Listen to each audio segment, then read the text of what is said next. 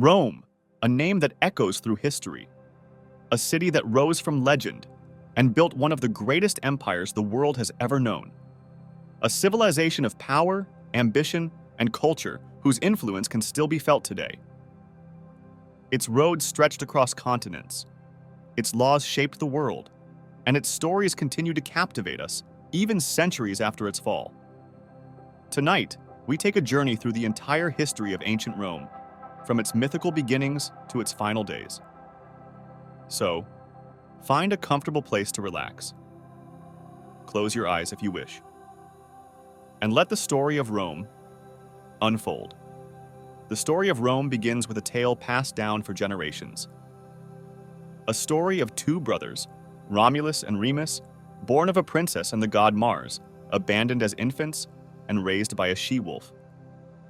As they grew, they dreamed of building a great city, but ambition led to conflict. And in a tragic turn, Romulus killed his brother and declared himself the first king of Rome. While this story may be legend, archaeology tells us that around the 8th century BC, a small settlement did emerge on the banks of the Tiber River, nestled among 7 hills. This was the true beginning of Rome, a cluster of villages that would one day rule the known world. For over 200 years, Rome was ruled by kings. These rulers, some wise, others tyrannical, laid the foundations of the city.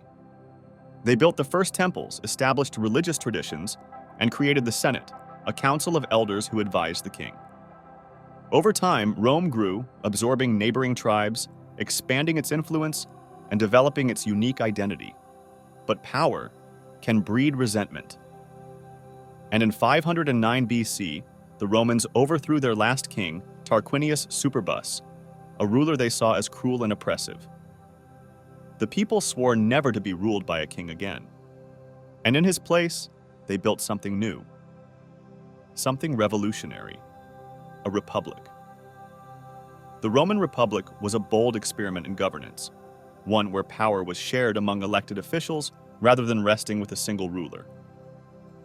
At its heart was the Senate, where Rome's most powerful families debated laws and decisions. 2 consuls, elected each year, led the government and commanded the army. This system, though far from perfect, allowed Rome to grow stronger, expanding its territory through a mix of diplomacy, alliances, and military conquest. But Rome's greatest strength was its army. The Roman legions, highly trained, disciplined, and relentless, became the most feared military force of their time. As Rome expanded, it clashed with powerful enemies, none more dangerous than Carthage, a mighty North African city-state. Between 264 and 146 BC, Rome and Carthage fought a brutal series of conflicts known as the Punic Wars. These wars would determine who ruled the Mediterranean. One of Carthage's greatest generals, Hannibal, led his army, along with war elephants, across the Alps into Italy, shocking the Romans with his bold strategy. For years, he ravaged the Italian countryside, winning battle after battle.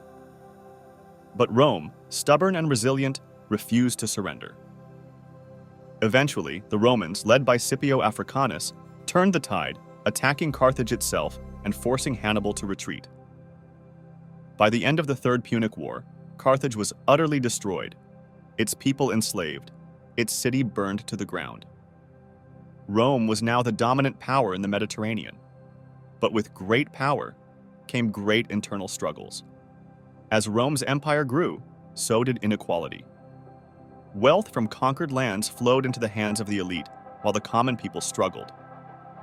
Political tensions escalated. Corruption spread. The Republic was weakening. Then came Julius Caesar, a brilliant general and politician. Charismatic, ambitious, and beloved by his soldiers, he led Rome to victory in Gaul, modern-day France, expanding the empire further than ever before. But his growing power alarmed the Senate. When they ordered him to give up his army, Caesar instead marched on Rome in 49 BC, plunging the Republic into civil war. Victorious, he declared himself dictator for life, a move that many saw as the death of the Republic. And so, on the Ides of March, 44 BC, a group of senators, fearing he would become a king, assassinated him in the Senate chambers. But instead of saving the Republic, his death only sealed its fate. After Caesar's death, Rome fell into chaos.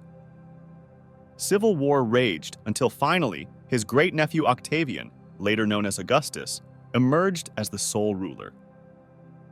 In 27 BC, he declared himself Rome's first emperor. The Republic was gone. In its place stood the Roman Empire. Augustus ushered in the Pax Romana, a period of peace and prosperity that lasted for 2 centuries. Rome flourished. Roads, aqueducts, and grand structures like the Colosseum were built. Art, literature, and culture thrived. At its height, the empire stretched from Britain to the Middle East, ruling over 50 million people. But even the greatest empires are not eternal. By the 3rd century AD, Rome faced new challenges: economic troubles, political corruption, and a growing threat from barbarian tribes along its borders. Emperors came and went, often through assassination. The once mighty legions struggled to hold the frontiers. Then, in 476 AD, the unthinkable happened. The city of Rome itself was sacked by barbarian forces, and the last emperor, Romulus Augustulus, was overthrown. The Western Roman Empire was no more. Only the eastern half, known as the Byzantine Empire, remained. Though the empire fell, Rome never truly disappeared. Its roads, its laws, its language still shape our world today. The influence of Rome lives on in the architecture we build, the governments we form, and the stories we tell. And so our journey through time comes to an end. Rome's history is long, complex, but never forgotten. And for now, rest easy and let the past drift into dreams. Thank you for listening, and good night.